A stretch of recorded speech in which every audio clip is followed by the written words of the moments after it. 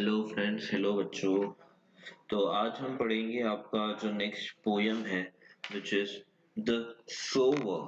The sower, this is written by Torulata Datta, a Bengali poet also known as Toru, who wrote in English and French, was born on 4th of March 1856। मतलब ये जो poem है, ये आपकी जो कविता है, this is written by Toru Lata, जिन्हें टोरू के नाम से भी जाना जाता है, was born on 4th of March in 1856 in Kolkata, जिन्होंने इंग्लिश में फ्रेंच में लिखा है। और उनका जो ये the sower is a translation of Victor Hugo's poem. मतलब ये विक्टर हुगो द्वारा ओरिजिनली ये पोयम लिखी गई थी। जो ये सोअर है, ये उनका एक ट्रांसलेशन टोरू लता दत्ता ने इस पोयम में किया है। विक्टर हुगो ने उनकी दूसरी लैंग्वेज में इस पोयम को लिखा था, जिसका ट्रांसलेशन इंग्लिश में टोरू लता दत्ता ने किया था। The original writer of this poem was Victor Hugo, but later on it was translated into English by Toru Latta Datta, also known as popularly known as Toru। तो यहाँ पे वो देखो poem किस बारे में है, वो पढ़ते। The sower is a poem about a farmer who is sowing seeds. He has seen many bad harvests in his life, however he is so optimistic of having a good harvest every time he tosses grain। मतलब this poem is about the sower. Sower का मतलब है सो करना, मतलब बोना, बीज को बोना, बीज को जमीन के अंदर डालना, दैट इज सो करना बोलते हैं, that is sowing. And a sower मतलब करने वाला, जो बीज बोने वाला है, जो बीज लगाने वाला है, जो बीज को जमीन के अंदर डालने वाला है, दैट इज द सोअर। और द सोअर यानी जनरली बीज हम सिर्फ लगाते एक दो प्लांट, एक दो पेड़ के लिए ऐसे लगाते, बट जनरली जो जिसका ये काम है, दैट इज अ फार्मर। तो द सोअर मतलब द फार्मर, एक फार्मर के ऊपर ये पोयम है। हु इज सोइंग सीड्स, जो बीज बो रहा है। ही has seen many bad harvest, उसने कई सारे खराब फसल देखी है, कई सारे बैड हार्वेस्ट देखे हैं in his life. However he is so optimistic, वो इतना आशावादी है, optimistic is so much optimistic of having a good harvest every time he tosses a grain। मतलब हर बार वो एक आशा के साथ, एक पॉजिटिव आशा के साथ, इस बार मेरी फसल अच्छी होगी।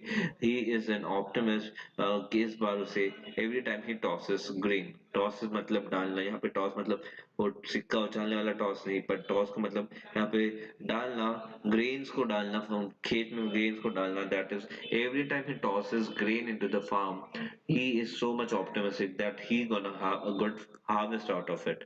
तो यहाँ पे उसके बारे में ये poem, which is a translation which was originally written by Victor Hugo, later translated by Toru। तो let's start। Sitting in a porchway। अभी ये porchway क्या है? What is a porchway? porchway का यहाँ पे मतलब लिखा है वरांडा और covered shelter in front of the building। मतलब आपके घर के बाहर जो सिटिंग एरिया है which is covered by a shed, but जो इट इज ओपन, ऐसा कमरा नहीं है, बट ऊपर से सिर्फ शेड है और खुला, जिसे वरांडा बोलते हैं। या फिर पोर्च एरिया मतलब वो एरिया जैसे गैलरी का एरिया, एक्सटेंडेड एरिया होता है, which is just covered by a shed but open होता है, that is a porch area.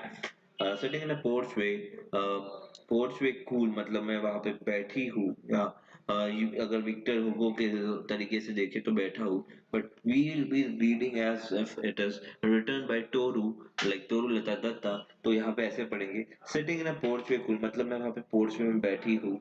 Sunlight I see dying fast, twilight hastens on to the room.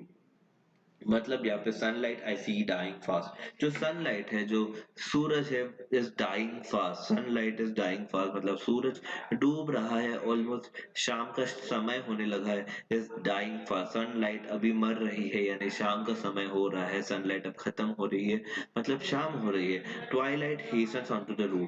Twilight मतलब अंधेरा, अंधेरा होना, या आकाश में तारों का आना, that is twilight. Twilight hastens on to rule. Hastens मतलब जल्दी जल्दी कोई चीज करना। ऑन टू रूल मतलब जैसे एक रूल होता है कि मेरे को इसके बाद में ये करना है, इसके मतलब ये दूसरी ये काम करना है। एक एक रूल आपको सेट ऑफ रूल दे दिया जाए, आप उस रूल को जैसे फॉलो करते हैं। वैसे नेचर का एक रूल होता है, जैसे सनसेट होता है वैसे ही रात का रूल होता है कि उसे वहां पे आ जाना पड़ता है। जैसे सन जाता है रात को आना आना पड़ता है, रात जाती है तो सन को आना पड़ता है। That is a rule. उसी रूल के तहत यानी वैसे जैसे रूल बना दिया गया हो वैसे रूल के तहत रात Twilight hastens to the rule. मतलब रात अपने रूल के हिसाब से जो उन्हें रूल दिया गया था वैसे रूल के हेसन्स अपना रूल फॉलो करने के लिए रात आगे बढ़ रही थी, रात आ रही थी, अंधेरा हो रहा था, यानी अंधेरे होने का समय हो रहा था। यहाँ पे वो बता रहे हैं वर्किंग आवर्स हैव वेल नाई पास। यहाँ पे वेल नाई का मतलब ऑलमोस्ट बट नॉट कंप्लीटली और एग्जैक्टली जस्ट अबाउट। वेल नाई का मतलब ऑलमोस्ट यानी करीब करीब जिसे बोल सकते हैं। यहाँ पे वर्किंग आवर्स है वेल नाई पास मतलब जो काम करने के समय थे वर्किंग आवर्स जो थे, जैसे सबके वर्किंग आवर्स होते हैं वैसे यहाँ पे लेखिका जो है जो कवियत्री है हमारी टोरू दत्ता, वो यहाँ पे बता रही कि वर्किंग आवर्स वेल नाई पास ऑलमोस्ट ऑलमोस्ट वर्किंग आवर खत्म होने को आया था। ऑलमोस्ट ऑलमोस्ट काम का जो टाइम होता है जो अभी जब सबका घर जाने का टाइम होता है, काम का टाइम खत्म हो जाता है, यानी वर्किंग आवर ऑलमोस्ट ऑलमोस्ट खत्म होने का टाइम आ चुका था। Shadows run across the land मतलब अभी सनलाइट वाज डाइंग। अभी अंधेरे में तो इतने शैडो होंगे नहीं, बट जो सनलाइट वहां पे बताया सनलाइट वाज डाइंग। तो वहां पे वो जो थोड़ी बहुत सनलाइट थी उसमें लोगों के शैडो इधर उधर जा रहे थे। Across the lands shadows run across the lands मतलब वहां पे शैडोज जमीन पे अभी दिखाई दे रहे थे। अक्रॉस द लैंड्स का मतलब यहाँ पे बताया कि लोग यहाँ से अपने घर की ओर निकल रहे थे क्योंकि ऑलमोस्ट ऑलमोस्ट वर्किंग आवर खत्म होने आए थे। Shadows run across the land वहां पे परछाई जमीन पे ऐसी जाती हुई दिख रही थी, मतलब लोग वहां से अपने घर की ओर अपने वर्किंग आवर अपने काम खत्म करके घर की ओर लोगों ने बढ़ना शुरू कर दिया था। cause working hours well nigh past almost almost working hour खत्म हो चुका था। but a sower lingers still मतलब a sower मतलब a farmer lingers मतलब hang around वहां पे अभी भी रहना। that is lingering। but a farmer lingers still वो वहां पे अभी भी है, भले ही लोग अपने घर पे जाने लगे हैं, भले ही लोग अपने काम खत्म करके बस फाइंड अप करके जा रहे हैं। शैडोज अक्रॉस द लैंड बताया है वहां पे sunlight is dying twilight hastens to the rule मतलब रात हो रही ऑलमोस्ट हो रही है, वर्किंग आवर खत्म हो चुका है, लोग घर पे जाते हुए दिख रहे हैं। शैडोज अक्रॉस द लैंड लोग घर पे जाते हुए दिख रहे हैं। But a farmer lingers still पर वहां पे फार्मर अभी भी खड़ा है अपने फील्ड में, अपने खेत में, अपने फार्म में। Old in rag he patient stand वो बूढ़ा हो चुका है। इन रैग्स एंड उनके फटे पुराने कपड़े हैं। ही पेशेंट स्टैंड वो वहां पे पेशेंटली वो वहां पे एक धीरज के साथ वो वहां पे अपने मन को शांत रखते हुए एक धीरज के साथ में वो अभी भी एक फार्मर अपने खेत में अपने फील्ड में अपने फार्म में खड़ा हुआ है। Looking on I feel a thrill उसकी तरफ देख के लुकिंग ऑन मतलब ये पोर्श एरिया में जो बैठी है हमारी राइटर, वो पोर्श एरिया में बैठ के वहां से देख रही है। Looking on I feel a thrill मैं देख रही हूँ और मैं उसको देख के थ्रिल मतलब यहाँ पे सोच रही हूँ, मुझे एक ऐसा एहसास हो रहा है, मुझे एक ऐसी अनुभूति हो रही है उसे देख के। आई फील अ थ्रिल मतलब back and high dominates the furrows deep मतलब देखो यहाँ पे shape outline of someone against a brighter background मतलब जैसे आप किसी के जगह खड़े हो तो आपके सामने अगर लाइट का सोर्स है तो उसका जो रिफ्लेक्शन होता है इट गोज बिहाइंड और इट गोज डाउनवर्ड, जैसी लाइट की पोजीशन है वैसे। तो यहाँ पे सिलआउट का मतलब वैसे बताया है। ब्लैक एंड हाई मतलब उसकी जो परछाई थी, जैसे अब सन सेट हो रहा है, सन जैसे ये एक वेस्ट की तरफ आ चुका है, वेस्ट की तरफ आके एक पर्टिकुलर एंगल पे आता है, तो वहां से अगर आप पे सन आ रहा है, आप खड़े हो वहां से आप पे सनलाइट गिर रही है, तो शैडो इज नॉट एकदम छोटी। अगर सन ऊपर होता है तो शैडो छोटी होती है, अगर सन ये दूसरे वेस्ट वाले ऑलमोस्ट सेटिंग एंगल में होता है जहां से सेट होने वाला ऑलमोस्ट डूबने वाला है, वो एंगल से सन का लाइट आप पे आ रहा है तो आपकी जो शैडो होती है जमीन पे लंबी गिरती है, बड़ी गिरती है। तो यहाँ पे बताते हैं ब्लैक एंड हाई है सिलॉट डोमिनेट द फरोज डीप। अभी फरोज डीप मतलब यहाँ पे लाइन और ट्रेंच और चैनल बताया है। डोमिनेट्स मतलब किसी के ऊपर हावी हो जाना। मतलब यहाँ पे ये बताया ब्लैक एंड हाई मतलब उसकी काली और लंबी ऐसी परछाई, सिलआउट मतलब शैडो आप बोल सकते हैं, आउटलाइन जिसे बोला गया है सिलआउट। ब्लैक एंड हाई मतलब काली और लंबी उसकी परछाई। डोमिनेट द फरोज डी मतलब जो वहां पे खेत में जो फरोज मतलब जो खोदा गया था काम बीज डालने के लिए, उसके ऊपर वो परछाई गिर रही थी, ऐसी लंबी परछाई यानी जमीन पे लंबी परछाई वो फार्मर की दिखाई दे रही थी। Now to sow the task is set. अभी अ, बीज बोने का समय आ चुका है। नाउ टू सो मतलब बोना। The task is set. The task is set मतलब द टास्क जो काम है is set is ready to do मतलब बीज बोने का सही समय है। Soon shall come a time to reap और बहुत जल्द ही, जैसे यहाँ पे फार्मर को बहुत ही ऑप्टिमिस्टिक बताया गया है उसी तरीके से जल्द ही ऑप्टिमिस्टिक मतलब आशावादी सोच के तहत वो बोलते हैं कि बहुत जल्द ही यहाँ पे फसल को काटने का समय भी आ जाएगा। भले अभी सिर्फ यहाँ पे बीज बोने का समय आया है पर बहुत जल्दी उस फसल को काटने का भी समय आ जाएगा। Soon shall come a time to reap. Reap मतलब पक जाना, फसल का पक जाना और उसके बाद में उसका हार्वेस्टिंग करना, उसे काटना वहां से। That is soon shall come a time to reap. Marches he along the plain to and fro and scatters wide from his hand the precious grains. Marches मतलब आगे बढ़ना, मार्चेस मतलब चलना, जैसे he is marching by me, he march past by me मतलब वो मेरे पास से मार्च यानी चल के गया, वो मेरे पास से गुजरा। That is marches he along the plain मतलब प्लेन यहाँ पे खेत जो बोला है उसे प्लेन बोला है। Marches he along the plain मतलब वो खेत में चल रहा है। टू एंड फ्रो मतलब आगे और पीछे सब जगह वो खेत में चल रहा है। And scatters wide from his hand. And scatters wide मतलब ऐसे स्कैटर बिखेर रहा है, वाइड मतलब ऐसे लंबे हाथ से बिखेर रहा है। फ्रॉम हिज हैंड फ्रॉम अपने हाथों से द प्रेशियस ग्रेन। अभी जो ग्रेन है उसको यहाँ पे प्रेशियस बोला है, जो फसल है, जो फसल के बीज है, जिसके वो बीज वहां पे बोने वाला है, द सोअर द फार्मर वहां पे जिसकी फसल उगाने वाला है, उस ग्रेन को प्रेशियस बोला गया है क्योंकि वो ग्रेन जब उगेगा, वो ग्रेन जब ईल्ड वहां पे आएंगी, जब वहां पे फसल आएंगी, तब जाके वो काट के उसको बेच के उसके लिए वही पैसा है, वही उसके लिए खाना है, वही पैसे से उसे खाना उसका जीवन चलेगा। तो it is very much precious for him, it is very much precious not just only for him. वो ग्रेन जो वहां पे वो बो रहा है, वो ग्रेन जो वहां पे किसान लगा रहा है, वो ग्रेन हमारे लिए भी उतना ही मायने है। तो ग्रेन को प्रेशियस बोला गया है, ग्रेन को एक प्रेशियस रत्न की तरह बताया गया है। तो बता रहे marches he along the plain to and fro and scatters wide from his hands the precious grain मतलब खेत में इधर उधर सब जगह आगे पीछे चल के वो अपने हाथों से स्कैटर मतलब बिखेर रहा है द प्रेशियस ग्रेन, वो ग्रेन को बिखेर रहा है, द प्रेशियस बीज को वहां पे बिखेर रहा है, वो प्रेशियस बीज को वहां पे खेत में लगा रहा है।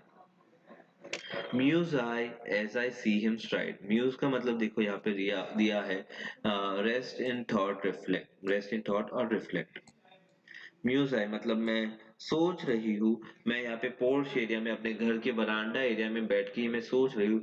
As I see him stride, as I see him जैसे मैं वो वहां पे उसे काम करते हुए देख रही, walk with long steps. STRIDE का मतलब लंबे कदमों से वो जो चल रहा है अपने खेत में।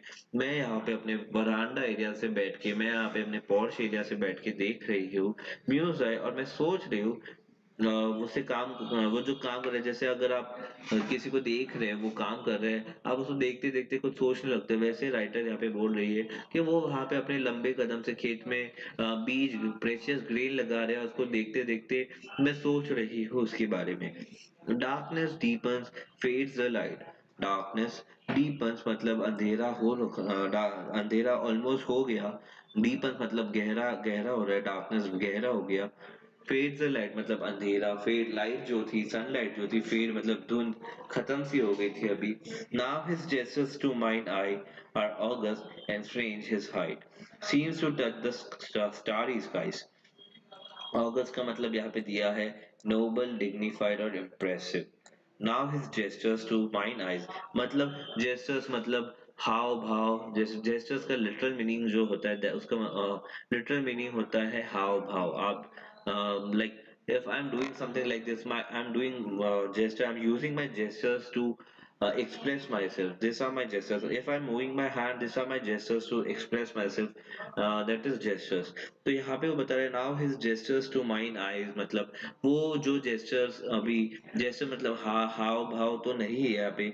gesture का यहाँ पे मतलब होता है, मतलब फार्मर की जो gesture है, फार्मर का जो हाथ पैर वो हिला रहा है, मतलब फार्मर जो काम कर रहा है, टू माइन आइज मतलब मेरी आंखों को वो जो काम कर रहा है, आर ऑगस्ट मतलब वो इम्प्रेसिव है, वो एक बहुत ही नेक और इम्प्रेसिव काम कर रहा है। And strange his height seems to touch the starry skies मतलब आप वो जितनी मेहनत मशक्कत के बाद में जो वहां पे बीज बोने के बाद में वहां पे जब फसल आएंगी, वो आएंगी तब आएंगी, पर आज की तारीख में जो वो मेहनत कर रहा है, आज की तारीख में जो पेन ले रहा है, आज की तारीख में वो जो अपना खून पसीना बहा रहा है, सीम्स टू टच द मतलब उसके लिए मेरे मन में बहुत रिस्पेक्ट है, उसके लिए मेरे मन में बहुत आदर सम्मान है, because it is very impressive noble job कि वो इतना बढ़िया काम कर रहा है खुद के लिए भी, हम सबके लिए भी। एंड स्ट्रेंज इज हाइट, भले उसकी हाइट छोटी है, भले ही किसान की हाइट होगी 5 foot 4 foot 5 foot 6 foot 6 7 foot की जो भी किसान की हाइट होगी, seems to touch the starry skies मतलब भले ही उसकी एक नॉर्मल जो भी हाइट होंगी, पर मेरे लिए seems to touch the starry sky, वो आकाश जिसमें बहुत सारे तारे हैं, उस तारे के जो आकाश जो तारों से भरा हुआ है, उस आकाश को उसकी हाइट छू सकती है, मेरे लिए उसका कद, मेरे लिए उसकी हाइट, मेरे लिए मतलब राइटर बोल रही है, मेरे लिए वो फार्मर की हाइट इतनी बड़ी है कि उसकी हाइट आकाश को भी छू रही है। इतना बड़ा इतना अच्छा काम वो खुद के लिए भी कर रहा है, हम सबके लिए कर रहा है। Being an optimistic, being a आशावादी, बीइंग अ पॉजिटिव फार्मर, यहाँ पे जैसे बताया ही has seen many bad harvest, उसने कई सारे खराब फसल देखी है, बट हर बार जब वो ग्रेन लगाता है, हर बार जब वो फसल डाल रहा है अपने खेत के अंदर, he is being very much optimistic of having a good harvest every time he tosses a grain, मतलब वो इसी आशा के साथ में वो मेहनत करता जाता है कि इस बार मुझे अच्छी फसल आएगी, बट उसे ये नहीं पता कि आगे फसल अच्छी आएगी या नहीं आएगी। पर बीइंग पॉजिटिव, वो अच्छे एक पॉजिटिव नोट पे, एक पॉजिटिव दिमाग के पॉजिटिव सोच के साथ में वो वहां पे फसल डालता है, मेहनत मशक्कत करता है, खून पसीना बहाता है, दिलो जान लगा के वहां पे खेती करता है, और उस खेती से वो खुद का यानी जो भी रोजी रोटी ऑफ कोर्स उनकी उनसे चल रही है, और हमें भी खाने के लिए वहां पे पैदावार मतलब उगा के दे रही है, उगा के दे रहा है वो फसल। तो we should be very much thankful to such farmers, we should be very much humble to such farmers for their hard works they are doing for them and for us as well। तो यहाँ पे writer बोलती है कि भले ही उसके gestures अभी वो जो भी काम कर रहे हैं, his gestures to my eye, मेरी आंखों को उसके gestures are impressive, they are very much impressive. And strange his height, भले ही हो उसकी हाइट स्ट्रेंज हिज हाइट, कितनी भी छोटी 5 4 5 6 जो भी फीट की उसकी हाइट होगी, seems to touch the starry skies, पर मेरे लिए उसकी हाइट ये आकाश को छूने वाली हाइट है, मेरे लिए उसका कद, मेरे लिए उसका औहदा, मेरे मन में उसके लिए सम्मान इतना बड़ा है। So that was the poem. That was the short poem written by Victor Hugo, which was later translated by Toruleta Datta. So I hope you understood.